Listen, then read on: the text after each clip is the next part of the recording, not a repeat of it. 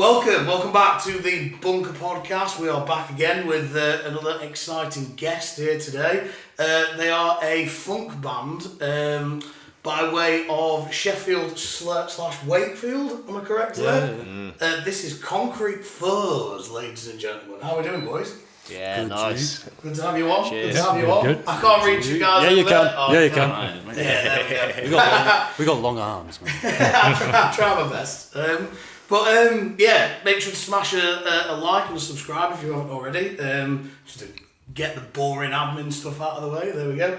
But yeah, I suppose take it back to the beginning origins of the band. How did you guys form the group? How did this whole thing come about? And what's the story behind you guys coming together? I know that's a little bit vague to start with, but good a place to start as any. Yeah, kind of two parts. Don't we want to start at school? Yeah, Or- shit. Yeah. Us two. We'll start with you two because that's the start of the band, isn't it? Yeah, it's technically the start of That Concrete is- Fuzz, yeah. wasn't The it? start. We met on a drunken work night out. Yeah. What was the job? I was in customer services. Yeah, so was Just- I. It's just like yeah. general like admin stuff, wasn't it? Yeah. That's And how far you have deviated from that? Oh yeah. It's all very exciting stuff. For the record, they were monkey tamers. Okay. Big monkey. Yes. But yeah, you ghosted me for a bit. No, that's because I couldn't remember you saying that you actually wanted to do it. I just felt really paranoid the next day. It's like he won't want to do anything. Like you didn't think he was being serious. Or Yeah. Crazy. Maybe I came on a bit strong. So it started off with like just you two, right? So you two were just like jamming, writing some songs and stuff. And how did you two come into the picture? Well, I came in because me and Jim knew each other from school. We were in a band way back in the day, and then he rang me up and said well, we've got a drummer now, and I was like, oh well, we've got to start a band then, haven't we? Gotta start a band. We've got to start a band. We've got to do this again. So yeah. Remember my 4 chords. Yeah, we're gonna remember that. So yeah, we started jamming with them too, and then I think Ben, you put an advertisement out, didn't you, for a bassist? Yeah, I found Aidan on Facebook. They picked me up off the street like a dirty little urchin.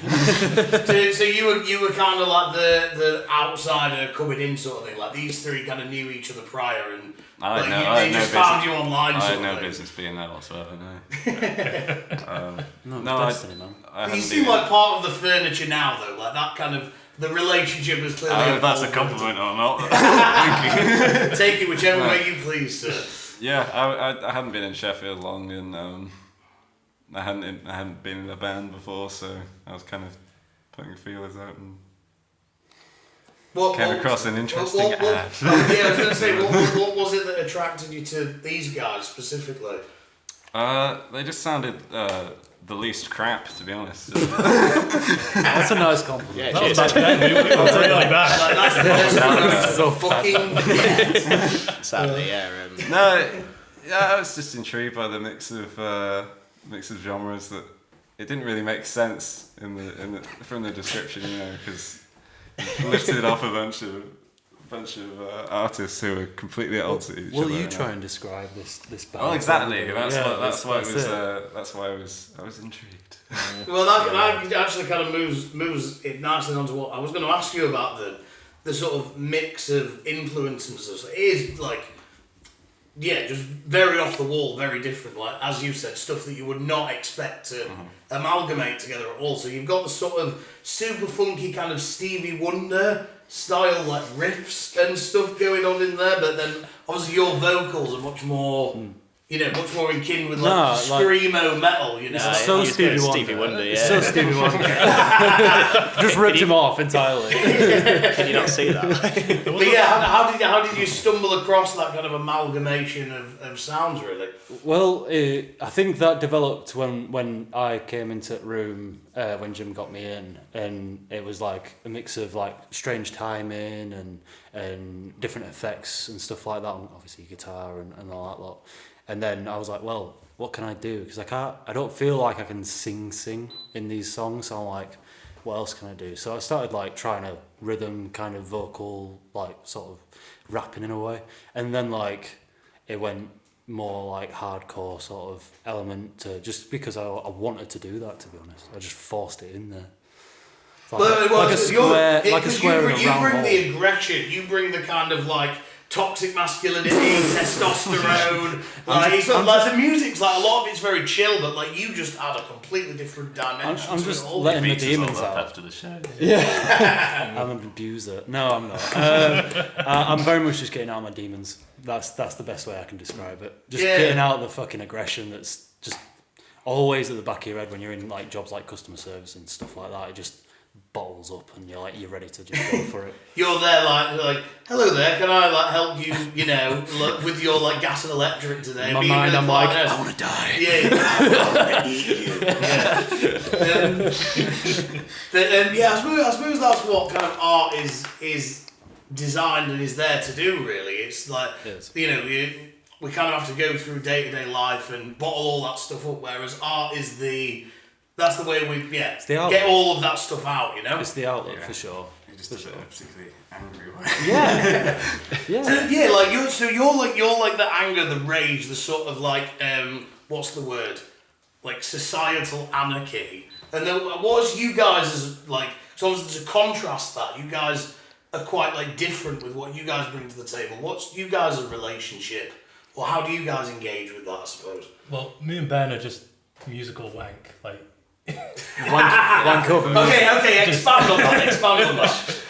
Just doing complicated stuff. Yeah, just kind of doing it for the sake of it. Like, Yeah. we find it fun to play, and you all have to listen to it now. So Yeah, the Fucking with people's heads, man. yeah. The challenge is like trying to like get it from there to a point where someone can sing over it, and like It can't just sound like any old crap. It's Yeah, got to we want it to be fun for us to play, but not unbearable, not weird to the point that it's, like you can't just do weird for the sake of weird. It's got to have like some good sound to it. I was that kind of the sort of like complex technical element. I was gonna make a sort of comparison to Radiohead, but I feel like your stuff's a lot more like you do find a way to make it upbeat and fun in a way that because like I adore Radiohead, but a lot of it is fucking miserable. Do you know what I'm saying? Like a lot of it is there's a catharsis to it, whereas like you guys. Like it's very technical on a sort of musical level. It's very interesting. Because like even if like you're not sort of a music academic in a sense, you can still find an engagement in it and still enjoy that stuff. Yeah, glad to hear you say that. To be fair, that's sort of kind of what you go with. Pretty much. Like yeah. For sure. But yeah, I imagine like with this style that you kind of come across, I imagine it's really fun playing this stuff live. The fans at your shows, I imagine they're getting like turned up and stuff. They like to like have a boogie, have a bit of a mosh pit, Yeah, we don't really get as much of that, to be honest. We get people kind of just warming up to us throughout the set. It's more of a crescendo. Yeah. So it's like more of like people kind of like at the beginning very crossed arms, like who the hell are these guys, kind of thing. And then like by the middle of it, you'll see the heads bopping, and then at the end, like they're full on into it, which is really nice. It's like we've kind of turned them onto our side, kind of deal. Which, 100%. Which is nice. Do you think that's kind of indicative of the type of like music that you play? Because obviously, like when you get into it, as we've just said, it is like there is a fun element to it. There's a fun side. It is like is quite palatable as well. That kind of initial, it's what's the word? It's not super accessible to everybody. Is what I'm trying to say. I feel that's quite indicative of. It's not straightforward at all. Or at least until you have a bit of time to get used to it, I suppose, which goes with what you say. That's like anything, though. Yeah, true. I do feel like the reflection of like what the audience are like and what I'm like trying to figure out your guys' music when I'm coming up with lyrics and stuff is very similar. Because it's like, what the hell am I supposed to do with this? Okay, it sounds cool, I just don't know what to do. And then like you take time and do it. And then like obviously the more like consistent people that come to our gigs, a lot of friends of friends and stuff like that at first, and then it's become a little bit more expanded. You get to see them like get into it a little bit quicker, which is nice. Moving on to your latest single, Laying Pipe. I take from the title of that song, that's about shagging, right? That's obscene. Plumbing. Don't be so vulgar. Never. But yeah, any chance you'd be able to give a little more insight into the backstory behind that specific situationship that inspired the creation of that tune? Situationship. Well, I'm responsible for the name. And the song. And the song. I wasn't responsible for the shagging. So. Wait, how does that work then? You must expand further. Well, I just came up with a stupid name and then And I ran with it so hard. I was going for it. No, yeah, I mean, it was just like the bass line was very much the birth of that song, wasn't it? Mm-hmm. And you guys riffed off it really, really well. And then I was like, well, it sounds kind of sexy, so I'll go with it. Just go with the sexy vibe, man. Just go with it. It kind of sounds sexy, so I went with it. You know. So it wasn't like one specific relationship or anything like that. It was just more of a general idea. Yeah, like no. No names. We don't need names. That's fine. Don't need doxing. So like I don't know. It was a lot of different experiences. I think I came up with like 2 different variations of the lyrics before we got onto these ones, and it was just like. It was like I've come up with more like the more solid style. Me and Jim went through back and forth with that, and then it was like, right, I've come up with these lyrics. What do you guys think? And then Aidan and Ben were like, kind of like, ooh, this would sound kind of cool. And we joked around with like a few lyrics, but they ended up going into the song as well. So it's very much a collaboration between all 4 of us. That's most of the songs, to be fair. It starts off with like maybe one of us coming up with an idea, and then it kind of just the others build on it, sort of thing. What was it? Because that's obviously like the lead single that you guys have gone with. What was it that made you like, this is like the important tune? This is the debut single. This is the one that it was almost we are presenting ourselves to the world. I think got sick of doing the other one. Yeah, we had an idea for another song that will eventually come out, and I think we've got it more like, well, it's Vessel. We played it. Vessel. We recorded it earlier, so listen to that one. But we were gonna release that one first, and then we had complications with the recording, just like the style and like stuff like that, kind of going back and forth and that. And we were like, I was getting my vocals like messed up trying to record that, and then it was like, well, Liam Pipe's pretty strong, it's something that we're confident with, let's go with that. And then you were like, oh really? But I've got mummy and daddy are going to sit here this one's about sex, I don't want mummy and daddy I just wanted to not do the sex song first, but here you are, we're in the situation. But yeah, I feel like that's quite indicative. That tune as in isolation is quite indicative of like you guys really, because like there's the aggression, but obviously with the sort of like funky sexy riffs that you've got, like you're appealing to the man dem and the gal dem basically. Like there'll be like the guys turning up to the shows for like the mosh pits, and then the girls who are like coming for the grooves, man. Yeah, they're coming for the grooves, man. Yeah, that's it, man. That's it. They're coming for the grooves. Coming in for the vibrations. You took one of the lyrics is you've got that hot shit. What hot shit are you pertaining to in that one? It's up to the listener, man. Like, I'm not going to tell you what the hot shit is, The international man of mystery, I like That's it. It's just hot shit, You can think of that as anything that you want at the time. Like, it's wherever the waves like take you. Yeah. I don't. Hot shit. It's hot shit. It's just hot shit. It's just hot shit. You could think of that as like a radio that you touch. It could be a record that you just listen to. It could be an actual steaming shit, like a steaming shit. Yeah. Lovely. Or like anything that the next love of your life. You never know. Yeah. So for you guys, it's more about like how the listener relates to it rather than pertaining to anything specific for yourselves. For sure. I mean, there's some lines that are a little bit more forceful, I guess, and straightforward as others, but like most of it's up for interpretation, completely. Yeah. Yeah. Is that like? Does that vibe translate to like some of your other songs that you've got, in the pipeline coming out soon? Does that translate to them in the sense of you want that kind of ambiguity, or do you have other songs that are about more specific things and specific experiences?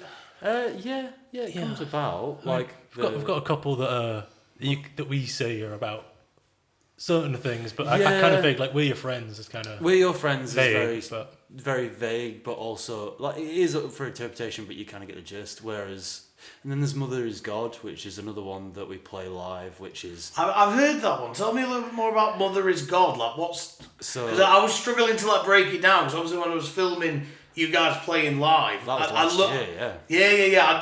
I loved that song when I heard it, but I was struggling to sort of work out what it was actually about, or what it means. It's about the film The Crow, or the graphic novel The Crow. What, with Brandon Lee. With Brandon Lee, Jet Lee's son. Yeah. No, Bruce Lee's son. Bruce Lee's son. Yeah. The 1994 film. Yeah, the 1994, not the new one. He what do you call it? He died on set by accident in that film, didn't he? Famously. Yeah, he did. It was the last film that he ever did, but it goes down in history for me. It's a massive... It's pretty timeless. It's a good film, It's man. a fucking great film. I love that film. And it was just like...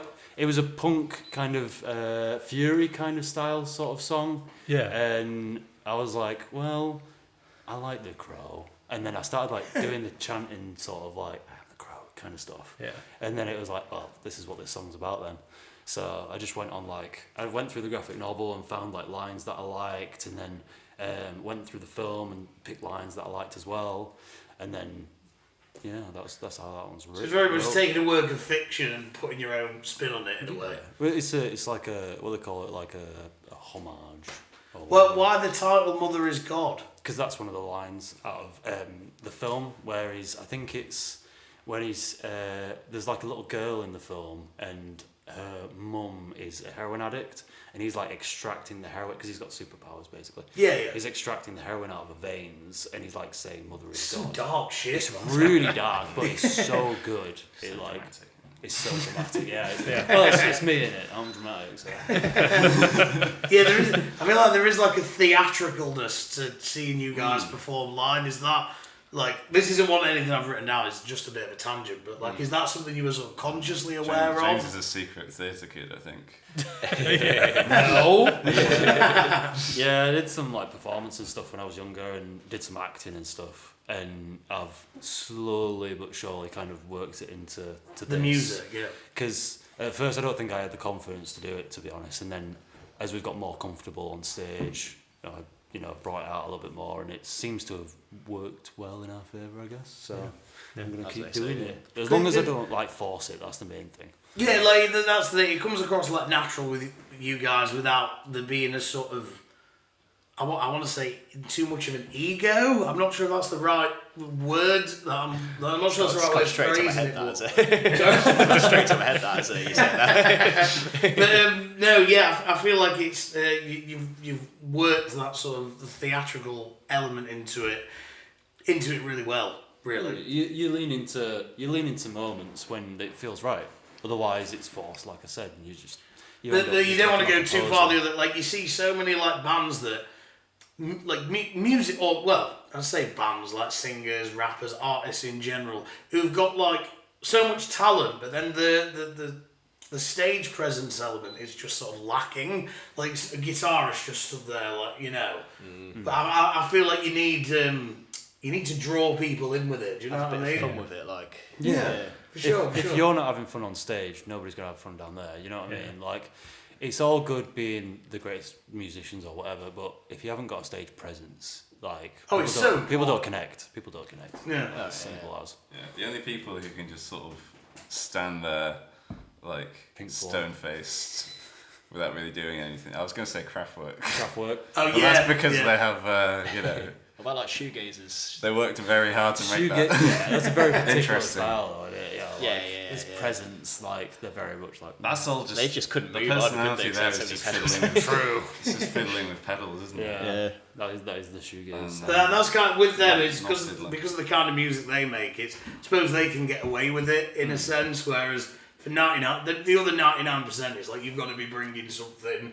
Like a lot of it's like appearance, a lot of it is showmanship, you know. I hate fiddling with pedals as well. So. Yeah.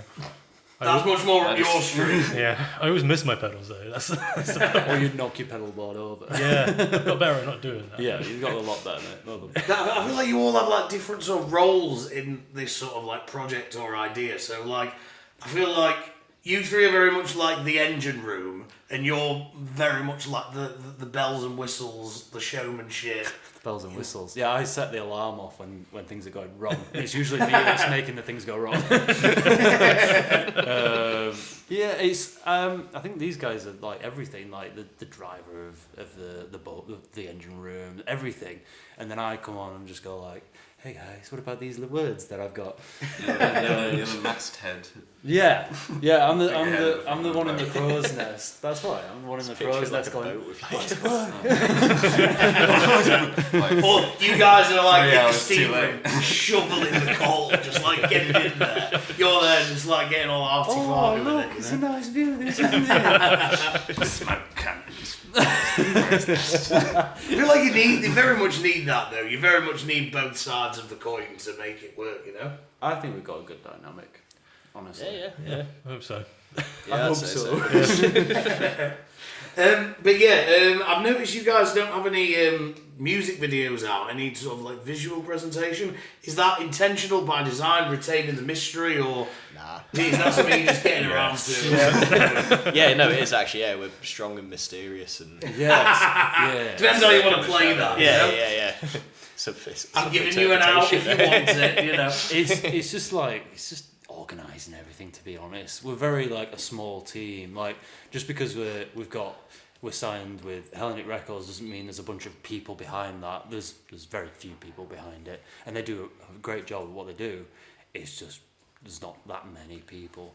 So the more that we do stuff, like photographers of like, you know, coming to our field of view and stuff like that, their kind of styles is piquing our interest. And when we get to a point where we're like, I think we need a little bit more to like promote it or whatever, then we'll go for it. I'm much more concerned with just putting music out there. Yeah, that's the important part. Once we have more than one Before we song fart out, we can around start with, thinking about confetti and like, you know, Yeah, we got to warm up things first. playing around and frolicking around in foam or whatever. Baby steps, you'll get there. I mean, if you want to do that. I mean, it sounds like a fun day out, but I don't know if we should film it. You mentioned about again, just a little tangent. You mentioned about being signed. Did you guys start off as independent and then found a label, or did you guys get like picked up pretty much straight away? How did it start with the label? I mean, Quite early, wasn't it? Really. it was pretty early. Yeah. We'd done maybe one gig before. Had we even done one gig? One gig.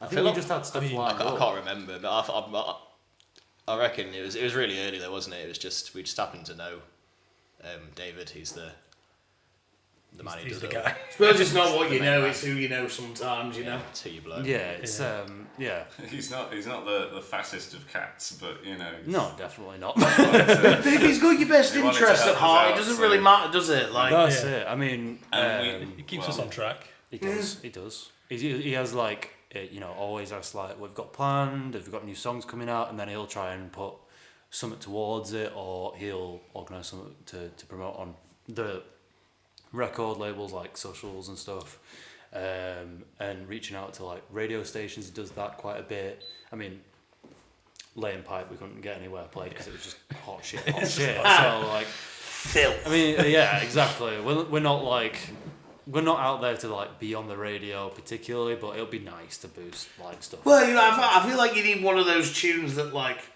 is accessible, that people can play in the car with their kids and that kind of thing. But like, laying pipe. It's good to have one or two, but obviously have a- laying pipe is not. That's not We what have that a great is. little number No, about the no. alphabet. Yeah, it's yeah, just yeah.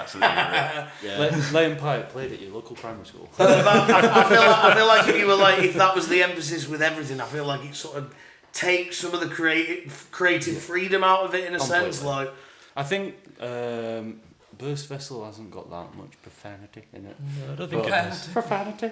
But I think what was the other one? Hang on. Illusions doesn't have any curse words. Curses.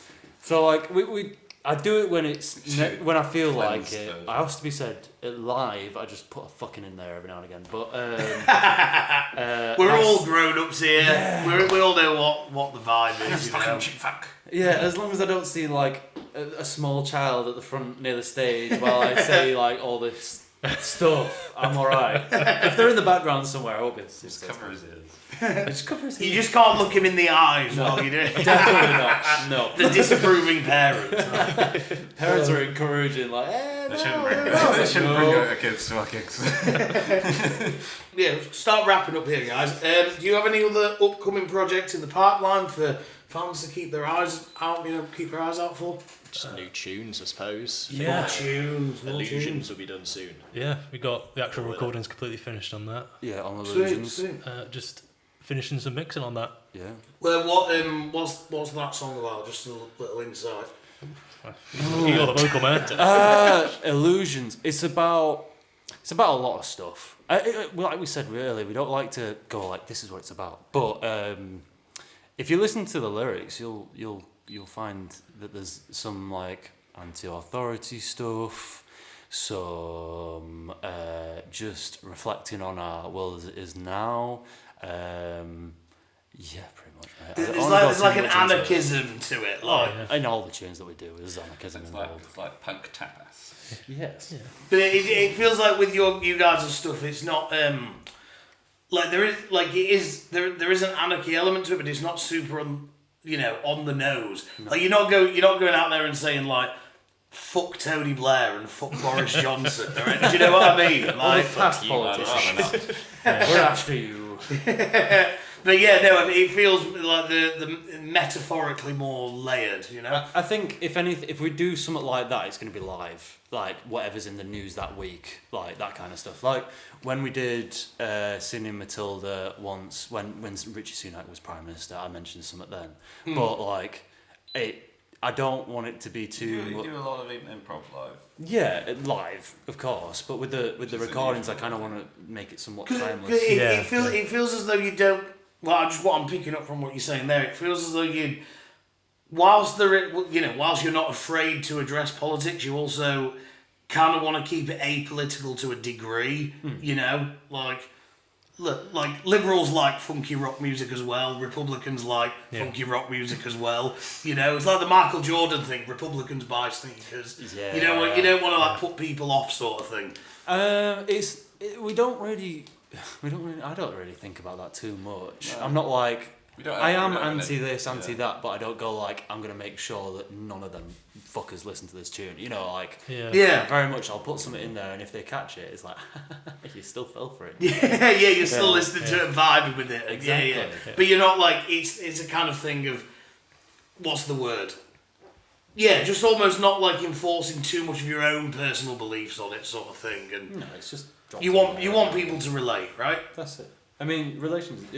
People. I would love for people to listen to my lyrics and kind of go, and our music to kind of go like they can put themselves into it rather than like us putting ideas in people's like heads. Yeah. Because that is like indoctrination. You know what I mean? Like we don't want to indoctrinate our fans. We want them to reflect and see. We just want everyone to have a good fucking time, man. Exactly. Why can't we all just get along? Why can't we all just get along? Yeah, man. I feel like that's chance, everybody. Give peace a chance. to quote Mr. Lennon. But yeah, I feel like that's a very appropriate place to wrap this up. Where can people find you on social media? Find you online? Concrete Fuzz Band is the handle. It's like Concrete Fuzz Band on Instagram and Facebook. Then Facebook and TikTok. Yeah. And that's Spotify. It's just Concrete Fuzz. Yeah, just everything like Apple Music if you use Apple Music. Final note as well. It's good that you guys have got a unique name. Can't think of anyone else called Concrete Fuzz. Yeah, like the handle is like free. Well, before that, we were Yorkshire Panic for a second, and I was like, I'm the only guy from Yorkshire here. Yeah. It don't quite work. Can't be bothered with arguments already with like locals. Like, you're not from Yorkshire, so yeah, no. Like, you're not from around here. It's yeah, hot fuzz, isn't it? Yeah, man. But yeah, guys, it's been great to have you on.